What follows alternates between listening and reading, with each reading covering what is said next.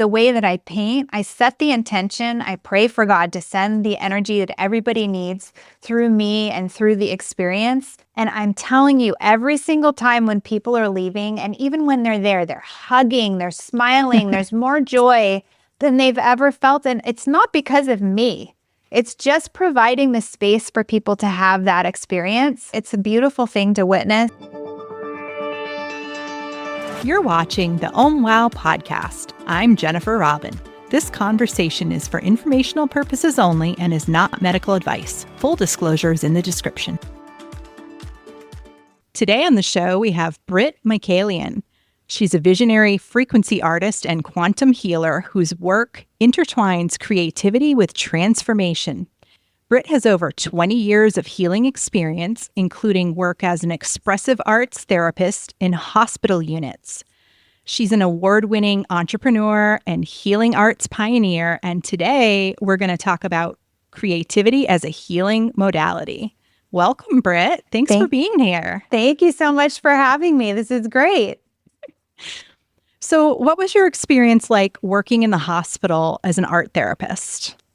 It was so amazing. And I was actually pregnant at the time when I first started working there. So I was a little bit concerned with how the emotions of working in the hospital setting were going to affect me. But it ended up being just such a lovely experience and working with people who were, I worked in pediatric oncology and heart transplant. And, you know, the children in the pediatric unit, being able to walk into the room and not be somebody who wanted to draw blood or, take them for a test or whatever. I felt like the Easter Bunny. I rolled my art card in there and they were like, fun, and they weren't feeling well. So it was really a blessing to be able to do that. And then there were, of course, people who didn't feel like doing any art, but they just wanted to talk. And so that, again, was just such a blessing to be able to hold that space for the people who were there to heal.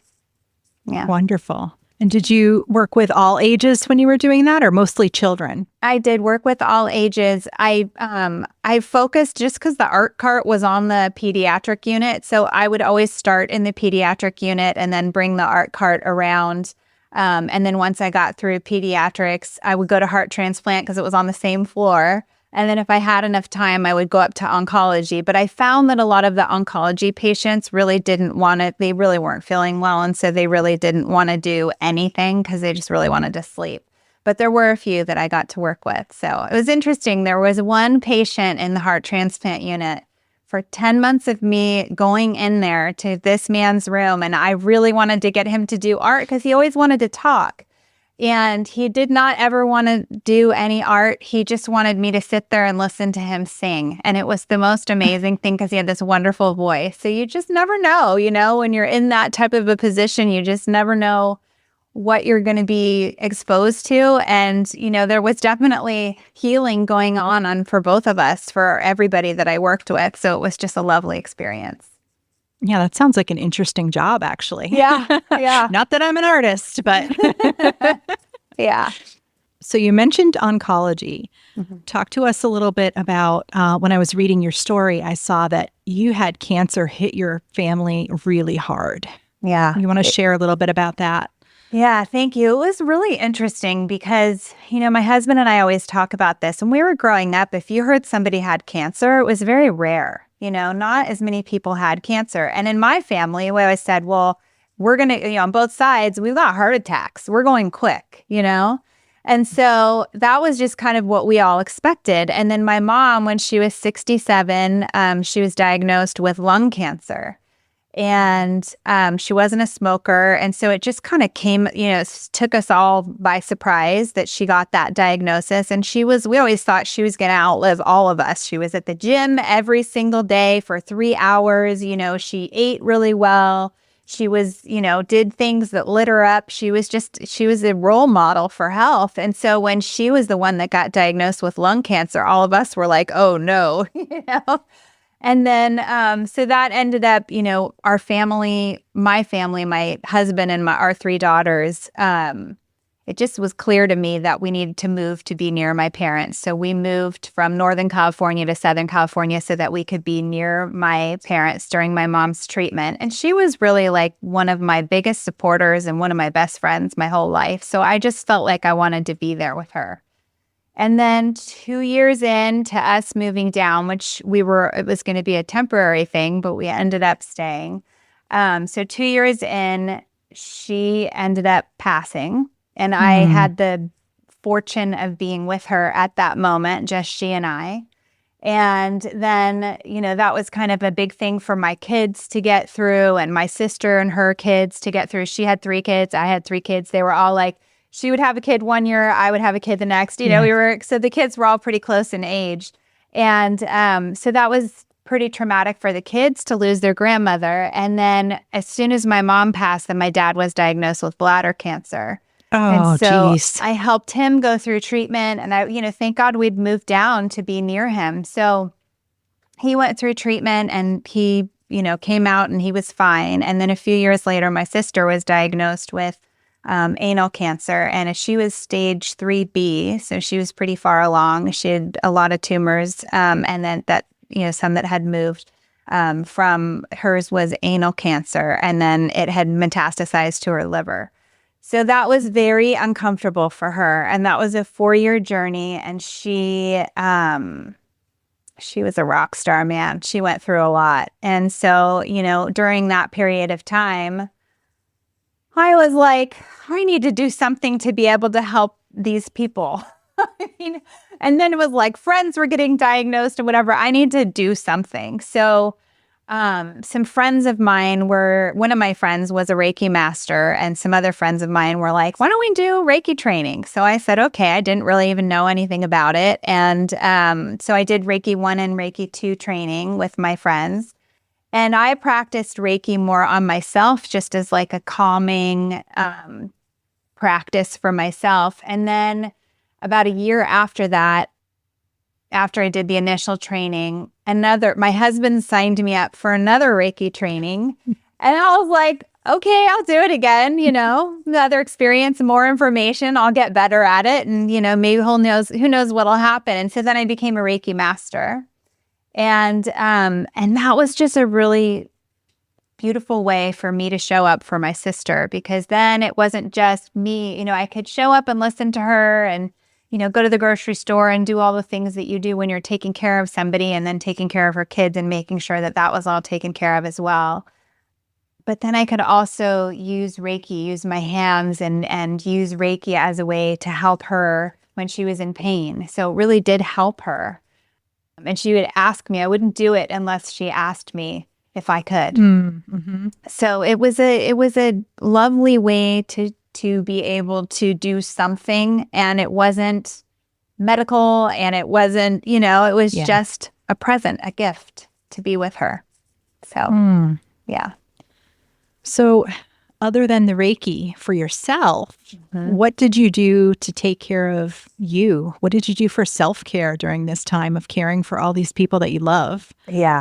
Yeah, thank you. That was a big one. So I did a lot of yoga when I was home. So my sister was, so we moved to Southern California when my mom was diagnosed, and my dad had history, and then my sister was living back up in Northern California. Oh. So I would drive, and then it was like 2017, and then during COVID. So it was a lot of driving on the 5 freeway back and forth, and listening to podcasts that were inspiring. And it's really interesting. I was invited to the premiere or a screening of Kelly Gore's Heal documentary. And some friends of ours, we had mutual friends, and I didn't get to go to the documentary premiere because I was taking care of my sister. And so then my sister started saying, I want you to watch this documentary with me. And so we started watching the Heal documentary. And there was so much in that I just found so comforting, because I knew that watching that with my sister and seeing her learn the information that was in there, it was very different from what she was hearing from the doctors. Oh, and yeah. And it was very different from it was just a new way of thinking. That movie came out in 2017. And it's still one of the top documentaries on Amazon Prime. I think it was on Netflix back then, but it just was a really great way for both of us to kind of connect and also pay attention to the thoughts that we were thinking. And, so I've always been into meditation and yoga, but I think during that time, it was really about meditation, yoga, journaling, and then I hadn't been painting. So when my mom got diagnosed, my artwork was in galleries and I had an agent. And then when my mom was diagnosed, it was actually a little bit before my mom was diagnosed. I called back all my paintings and from all the galleries, because there were galleries that were closing. The art market's kind of been going through a rough time for a while. But anyway, so I got back all these paintings, and I just, was like, I don't think I'm going to be painting for a while. I need to take a little bit of a break. And then when my mom was diagnosed, I really was aware of the energy that I was putting into the paintings and the artwork. And I knew, because I have a master's degree in art therapy and marriage and family therapy, I knew that there were therapeutic benefits to it, but I would just draw. I didn't want to go large scale and paint. And then when my sister got diagnosed, I started painting again. So one of the other ways that I kind of took care of myself was doing paint by numbers, which my sister got me. Paint by numbers kit. And that was just really soothing, because I didn't have to think about what I was creating, and I was just kind of following something, and I wasn't thinking, and it was very meditative. Interesting. Yeah. I would never think of someone artistic, doing it that way. That's interesting. Yeah. Yeah. Okay. That might be a good tip for our listeners to consider the color by numbers. Yes. Yeah. And my daughter actually, she's living in London right now. She just started getting into the paint by numbers stuff too. So I think there's something to it. It's kind of like a couple years ago, the coloring books, kind of had a big surge. Yeah, I remember that. The adult coloring books. Was that during COVID? I can't remember now if that happened when we were all stuck at home. Yeah, I'm sure people did do it during COVID for sure. But I think, it just, I think even before that, it just kind of was something that people were doing for stress reduction, and it works. Yeah. Yeah. I believe it. I spent a lot of time coloring, but I was a childcare provider in my younger years. So I would just do little kid art along with the little kids, That's the most fun. Yeah. Yeah. Because there's no outcome. It's just all process, right? Yeah. And that's a lot. Like when we do, when I did art therapy with the patients in the hospital, which I haven't done in many years, but that was a really great way for me to kind of get into that space. But when I would do that work with them, it was very much that process. It was very much like there's no rules, there's no right or wrong, just do what feels good. And it was interesting in the hospital setting, especially kids. You would think that they would want to get into like painting and crayons and, all that. They didn't. The most popular medium that I had was this stuff called model magic, which I don't know if you've ever heard of, but if you've taken care of little kids, you might know. It's very clean, and it's basically like a clay. And it smells clean, and you can just like mold it, and it doesn't get on your hands. And people just really like that in the hospital setting. So I think that was definitely, we went through a lot of model magic in the hospital. It was expensive too, but it was it's good because it's tactile. That's what I was thinking, because it's tactile. I wonder if that's the difference, Yeah. Yeah. Interesting. Yeah. So I'm dying to know. Tell me about the frequency that's in your paintings, and what's the magic there? Talk to us about that. Yeah, it's different, it's different. And I've talked to people who run art museums about the frequencies that come out of the paintings as they're being created. So most artists are not like cutting their ear off like Van Gogh or, like... There are some artists, there's a lot of very famous artists who have had mental health struggles. But for the most part, artists are very, they're creating a lot. So they feel they're pretty healthy, mentally. But there are some artists where when they're creating, the energy in their artwork is kind of a lower vibration. So it's just kind of something that people never really think about. But when you have artwork in your house, it is emitting an energy. There is a frequency that's coming from it that has to do with the state of the artist as it was being created.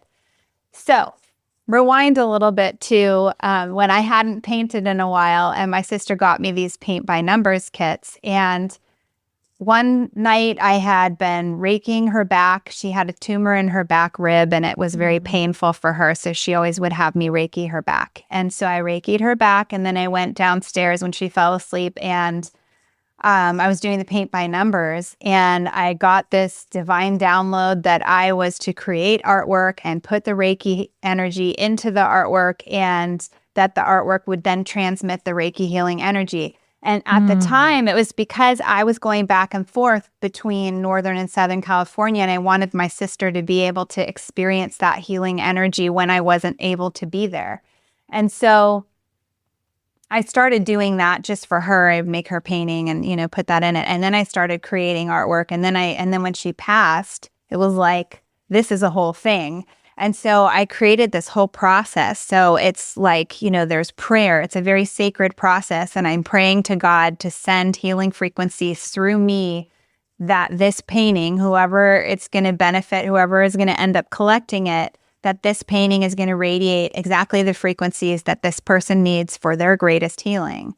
And so I started doing that. And then I love, crystals and minerals, and I've studied why do I like them, or, what's the history behind them. And so there's actually like many generations of people who they're called stone medicine practitioners, and it's related to Chinese medicine and the meridians. And that is and so these stones are related to the meridians in the earth and the ley lines in the earth. And we in our body have chakras, like the earth has chakras. And so it all aligns with the minerals, and the healing that we find in different places on the earth are similar to where we need those frequencies on our body and in our mind and in our space. And so there's different minerals that I use that I crush up into a powder, and then I put them into the paint, and then I sprinkle them on top of the paint after. So these paintings have healing frequencies. And then after I'm done painting and it's all dry, I use sacred geometry in most of the artwork that I'm creating. So there's sacred geometry, there's prayer, I sage myself, so I'm cleansing my energy, or I use lavender and other herbs also, so that my energy is pure and clear. I cleanse my energy through Reiki, and then I'm putting Reiki energy into these paintings. I mean, there is so much healing energy in these paintings. And then I use a tuning fork, and I tune all of the materials. So I put it onto the canvas so it vibrates on the wood, and I do it all around the canvas. So the canvas is literally vibrating healing frequencies from so many different elements that are put into the paint and into the whole piece. Yeah. And then I name the paintings a healing mantra, so that if the collectors or anybody viewing the artwork would like, they can use the mantra, which is tied to the colors in the piece, and they can use that to heal, through meditation, or just as an affirmation or whatever it is for their day. On their healing journey. Yeah. Wow. I'm impressed by all the preparation that goes into it. And it's funny, when I read your bio and everything, I had never thought about the frequency of art, but it makes sense because, I know we talk about the frequency of the food that we eat. And when you go to a restaurant, you never know. It kind of depends on what mood was the chef in that's preparing the food that you're about to put into your body. Interesting. Yeah. And there's also frequencies in our clothing, Yes. Linen and, the natural fibers. And literally have just been looking at that for myself. Yes. Yeah. I don't want to like polyester, but man, it's so soft and comfy. And affordable. Yeah. And affordable also. Yeah. But that's amazing. So when your artwork I'm curious how people react. Like, have you had people come and see your art that, I guess if people are looking at it, they're probably aware the frequencies are there. I'm just curious the reaction from someone who didn't know, who just walked in and is standing in front of a painting. Have you had any experiences like that of somebody not knowing that there was something special about it, but kind of like they Yeah. knew? Yes. And actually it's funny that you say that, because I find that people who are healers tend to feel the energy coming from the painting and they love them. Wow. And so I have one collector who's actually, I go to her, I call her my medicine woman. She is an amazing healer, and she's studying to be a medical intuitive. She does Reiki. She does, trained in 30 something different healing modalities, and she's bought 2 pieces, and they're in her healing room that she works with clients because she can feel it. And then she actually is also, she works for Boeing, and she used to work for NASA. So she's like very in touch with energy from every aspect. And she told me that they tested the images online, digital, and she can feel and sense and basically verify that the healing frequencies are coming from my artwork, even through digital and print reproductions, which is pretty amazing. Oh, that's interesting. Yeah. Wow. Yeah. So and I never expected to hear anything like that. Do you know what I mean? I was always just kind of like, I'm going with this thing. I was called to do this work. I'm just honoring that and doing the best that I can at doing that. But then to have that verified from somebody else. And then what happens is, a lot of times with collectors, they'll buy one piece. Then they're like, okay, I want more pieces. Now I need one for my office. Or now, they buy one for their office originally, and then they want one for their home. So yeah, they feel it and they sense it. And, I don't know if it's not really my ego that's happy when they tell me that they're experiencing this healing from it, as much as it is like, okay, I'm on the right track, Yeah. Yeah. That's wonderful. Yeah. So when you got that initial, as you said, the download, I'm curious, were you into spirituality before that? Or was that like the first big download you got? Like, oh my gosh, I have this big mission to do. Yeah, I've always been extremely intuitive. Like, okay. When I was a kid, I would see things, and I would, I didn't know if I should tell people or, Yeah.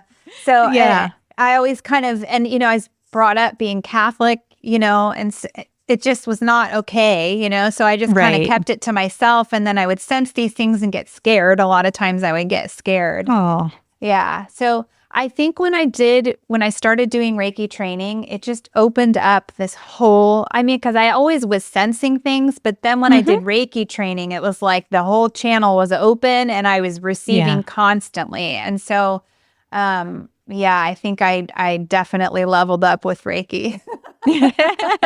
Yeah. Wonderful. Yeah. Can you tell us a little bit about some of your favorite gallery exhibitions, where you've shown and what you liked or what it was like? I had my work in galleries 20-something years ago, and I went to one gallery in New York, and that was just cool because my artwork was in Chelsea. And, as an artist, you always want your art in New York. So that was super cool. That was at Strykoff Fine Art. And so that was like the first time that I felt like a real artist, But then I would say, like, I had a show, I think it was last year, maybe it was 2024. I think it was 2024. It was up in LA, and the show was with a number of different artists, and it was called Frequency. And so it was so interesting to be in that space with other artists who are doing artwork that's not exactly like mine, but it is along the same lines in terms of the theme and the intention.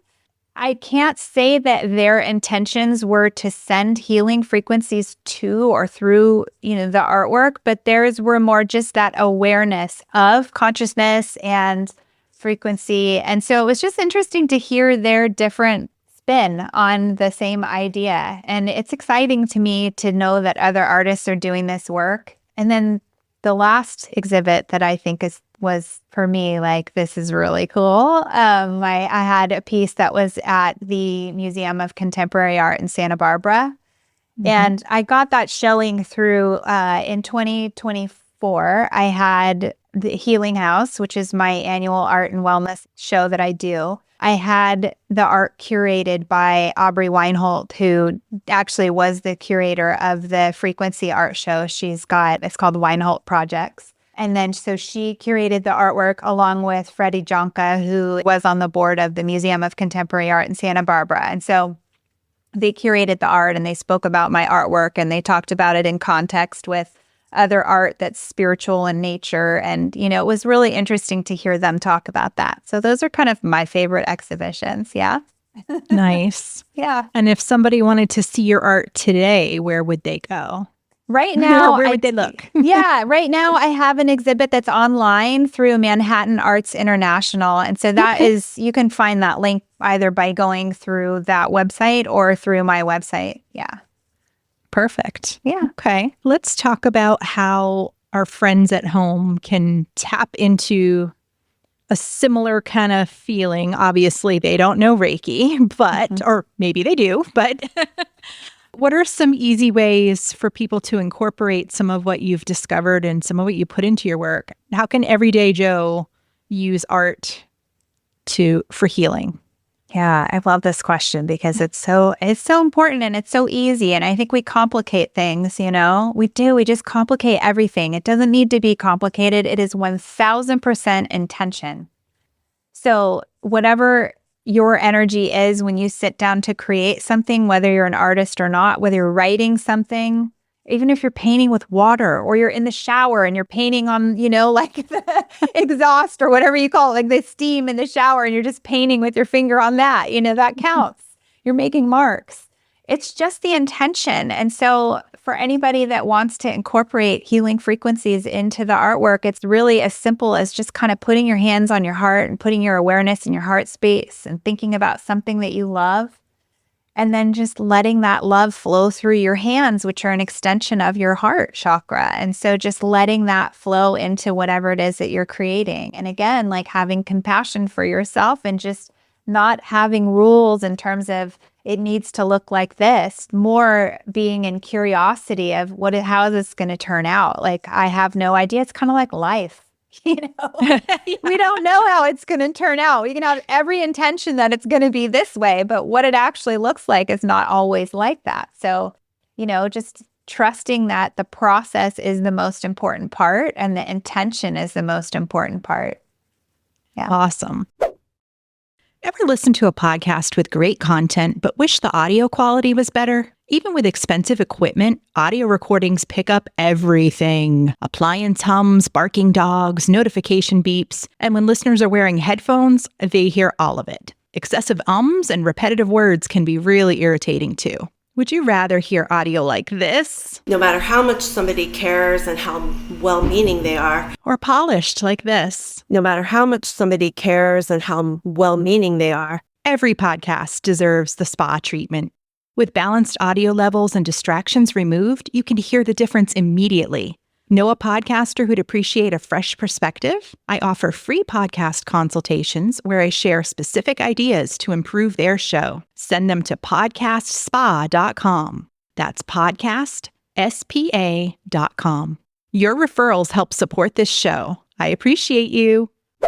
And do you facilitate like group activities? Do you work with people to actually create this and do this kind of stuff? Yeah, it's funny. I do one-on-one work right now. I have a program that I offer where I work one-on-one with people, and I have a client that I'm working with. And usually what I do is we go through quantum healing hypnosis session. Before we do the hypnosis, I do channeling, and they send me questions that they have about their health, their business, their relationships, their past lives, their life purpose, whatever it is, all kinds of different lessons. I worked with CEOs of companies that are looking for answers when they're stuck. I've worked with people who have cancer and health issues. I've worked with people who are just like wanting something different or more out of life, and they don't know what it is and they want clarity.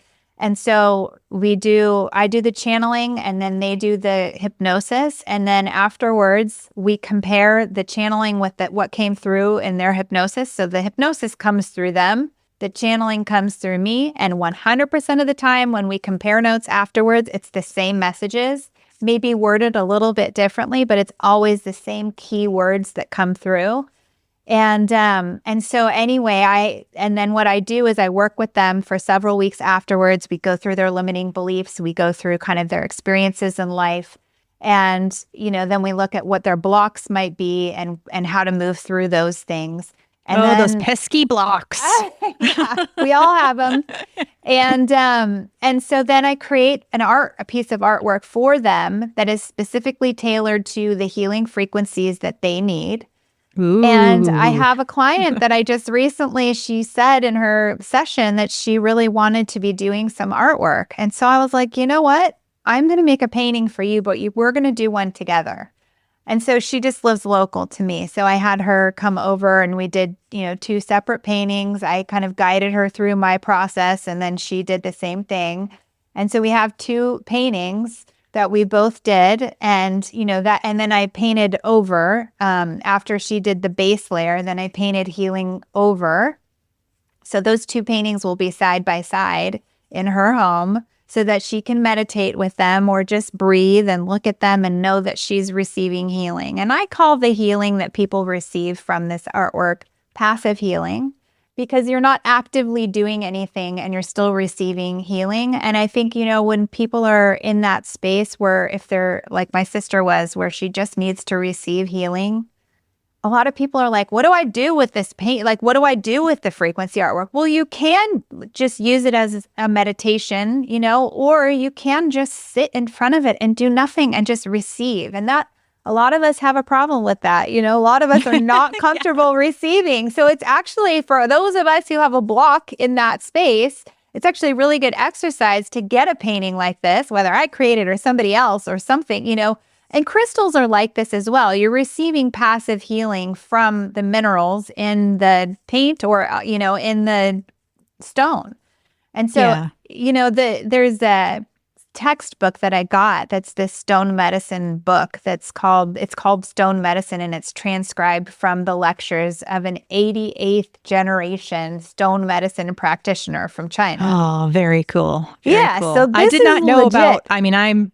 You can't see, but I'm surrounded by beautiful rocks and crystals. But yeah. I had never heard that modality that you mentioned. Yes, this textbook is fascinating. And I say gobble that thing up if you can. It's on Amazon. It's like $50 or $60, and it's very worth, especially if you're into this type of stuff, just to understand that there's actually ancient wisdom behind this. It's not just so cool. like woo-woo, whatever. You know, it's real. So yeah, very cool. So you mentioned a couple other modalities, like the channeling and hypnosis and quantum healing.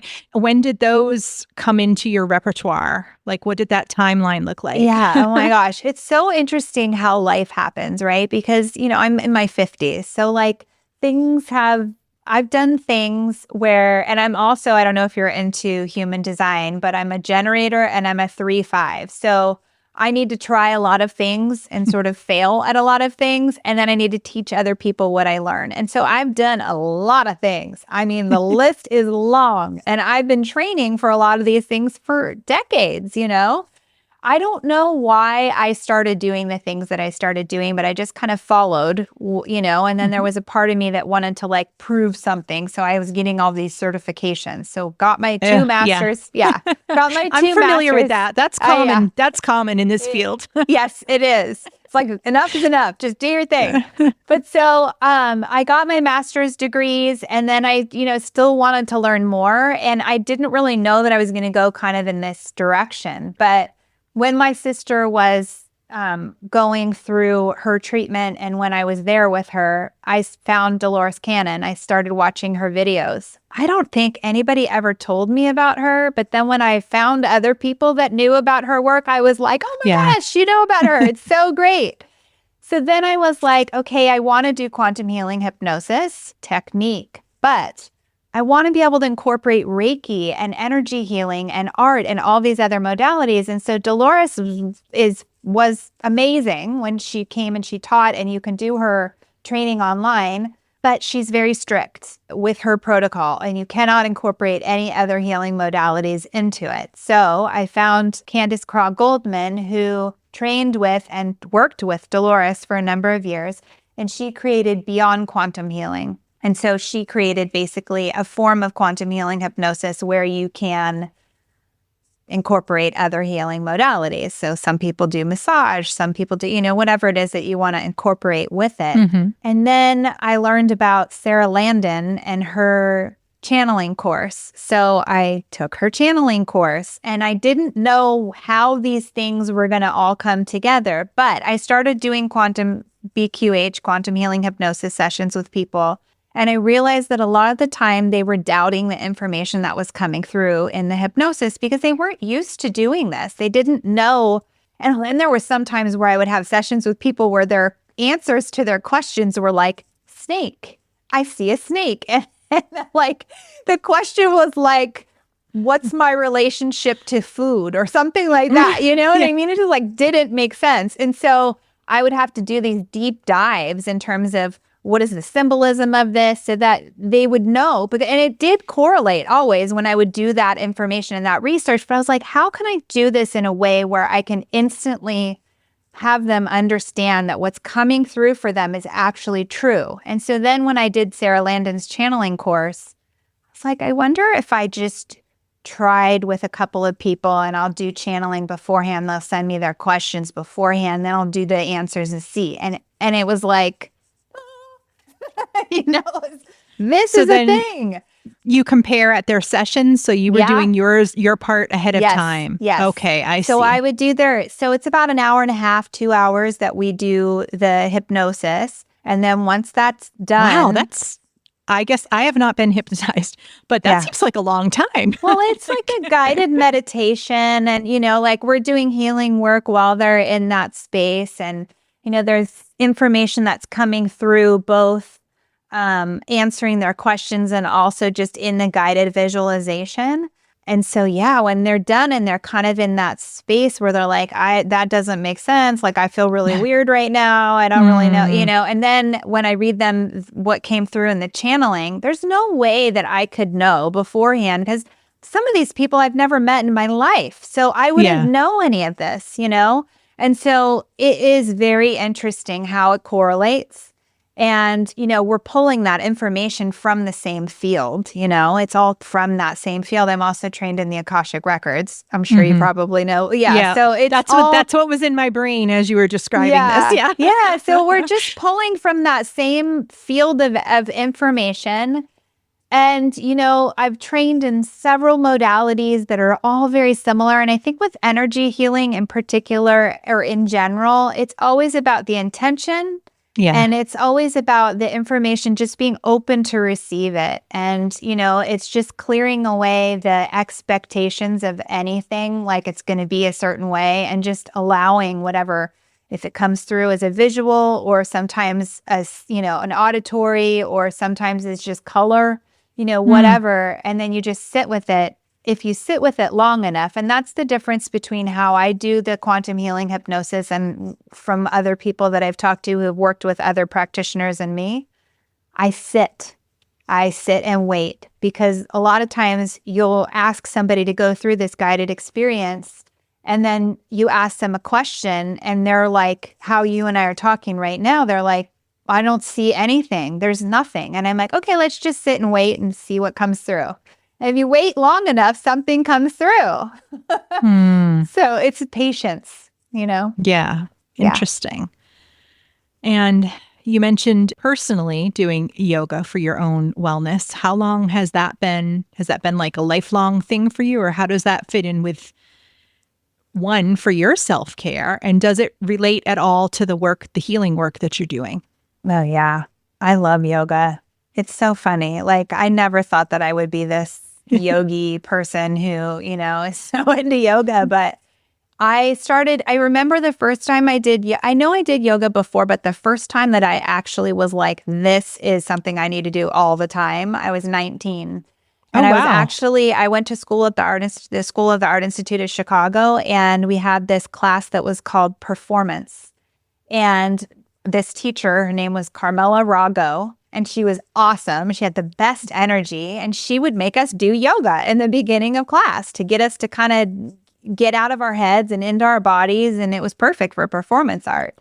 So that was the first time that I remember actually going through asanas, positions of your body and breath work. And then I started doing yoga. I kind of did it off and on for a while because once I started getting pregnant and having kids, it was just like not that easy for me to get into, but my husband was always going. And then over the last 8 years, I've been very, committed to going regularly. And for me, in terms of self-care, it's like it clears your energy. It gets you out of your head. You're doing breath work. It's good for your lungs.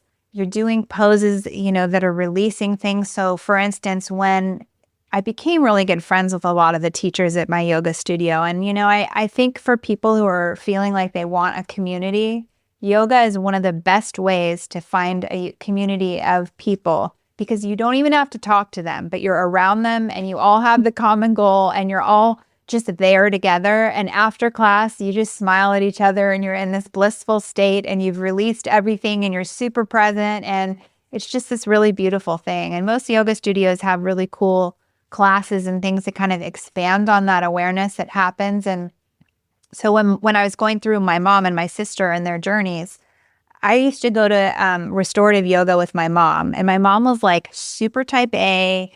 She went to jazzercise and she was like, she went to the gym. She was not somebody that you would ever expect to go to yoga. But when she was diagnosed, it was like she knew that she needed to do something. And I actually was friends with a guy whose dad was one of the founders of the Chopra Center with Deepak Chopra.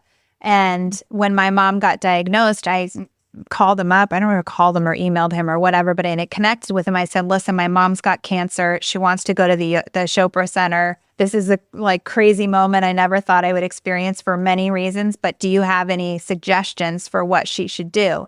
And so he put me in contact with his dad, and his dad, gave us a list of the things that she should do. And she went down there and she came home and she started doing yoga and she started meditating. And this was like, my mom never would have expected this, And so it was such a beautiful thing. And it was so amazing to see her in these practices and experience, and then to go to restorative yoga with her and receiving downloads. My gosh. You want to talk about downloads?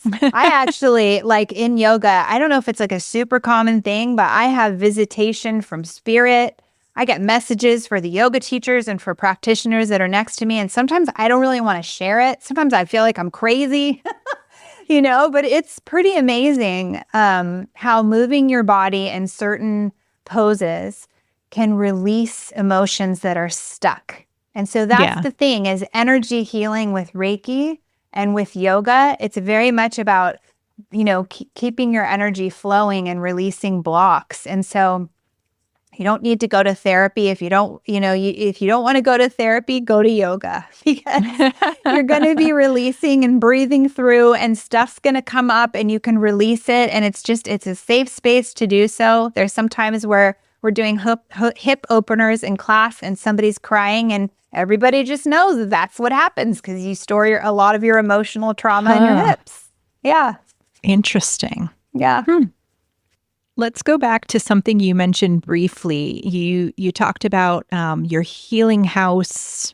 I think those are events, right? Those are events that you put on? Yes. Tell us what those are. Yeah, so I do an annual art and wellness event. And the reason that I started to do this, well, there's two reasons. One, because I wanted to be able to give people the experience of what's in the paintings, right? Like what is in the paintings is, there's a meditation that's going on, there's sound that's going on, there's Reiki, there's all these things. So I wanted to be able to give people that experience. And then also, I couldn't expect a gallery to be able to understand all this stuff. So I wasn't going to go back to the gallery in Chelsea or all my other galleries that my stuff had been in and expect them to be able to understand all this. Maybe there's a handful of people that are gallerists that would understand this and go to the lengths of, we'll give them something interesting to talk about with people. But if they don't understand it or believe in it, I don't want to put them in that position. And so I just thought, you know what, I'm going to move outside the gallery system. I think I'm not really somebody that you can put into a box anyway. So, so I started doing Healing House, and it's interesting how it's evolved, and every one that I've done is a little bit different. And then I have people who are approaching me to do Healing House events for other causes. I've done one on a regenerative farm. I've done one in an art gallery. I've done one in a hotel in Beverly Hills. They've been all over the place. And, I have people who are asking me to do one for the anniversary of the fires in Palisades. And, I really want to do that, but I need a little help, where and that type of thing. But it always kind of just unfolds as it should. And so I have 7 healing practices that we go through at Healing House. So not only do I want people to understand and experience the artwork, but I also want to give them an experience. I want to empower them and inspire them so that when they leave, they know that they're in charge of their own healing and their own wellness. And so we go through 7 healing practices: grounding, inspiration, movement, nourishment, gratitude, forgiveness, and grace. And so the grounding starts with the sound bath, and then we go through the guided meditation, and then we do inspiration where I introduce them to the artwork. We have movement where it's like my dream is to get people to have just a big fat disco dance party for like 10 minutes during this event. And I have not been able to do it, but the last one, they all got up and started dancing. And it was amazing because I know that when you get people up and dancing and moving, they feel silly because they're in a room with a bunch of people they don't know. But if you get them moving their bodies and listening to fun music, the smiles and the joy, and, they know it's only a finite period of time that they need to do it. They finally let go, and they were the best healing housers at this last healing house that I have ever. It was so great. And then nourishment, when we were on the regenerative farm, they brought these beautiful platters of food that they had grown on the land where we were, and it was just so special and sacred. And then we do a gratitude tea ceremony. So I want everybody to leave and know that every time they have a cup of tea or coffee or whatever their morning drink is, that with every sip that they take, that's an invitation for them to think of something that they're grateful for. And then forgiveness at this last healing house that I did was amazing too, because we had everybody do a forgiveness practice, and we had like a physical, think of something that you need to forgive and rub your hands together and feel that heat of that thing that you need to forgive, and then shake it off and shake it into the earth. And so, it gave people, and there were people there that, they needed to forgive something major, and they felt a huge release. So it was such a blessing to be able to provide that space for them. And then grace is about surrender and acceptance. And I had this, one of the healing houses, I had this trans woman come up to me and say, she had really been struggling with some things that she was going through, and she had a hard time forgiving and surrendering to and accepting some things. And so, we had a conversation, and, the thing is about surrender and acceptance is it's kind of a way of living, but at the same time, like it's okay if you're having a hard time with it. Do you know what I mean? Like sometimes you can't accept something because you haven't figured out the right way to look at it, or you haven't understood the lesson in it. And I think, reminding ourselves that these lessons, that every single experience that we have is a lesson that our soul chose to experience in this lifetime. And so if we can just kind of have compassion for ourselves and know that it's not always going to be this picture perfect life that we're thinking, just like we were talking about before when you're making a painting, it's really about the process of it and having compassion for yourself and others, because we're all, for the most part, doing the best that we can. So now, you mentioned doing a sound bath. Are you a sound healer as well? Because I'm in New England, but there are several sound healers in this area. And if everybody listening, if you don't know what a sound bath is, it is phenomenal. It's an experience. It's so relaxing.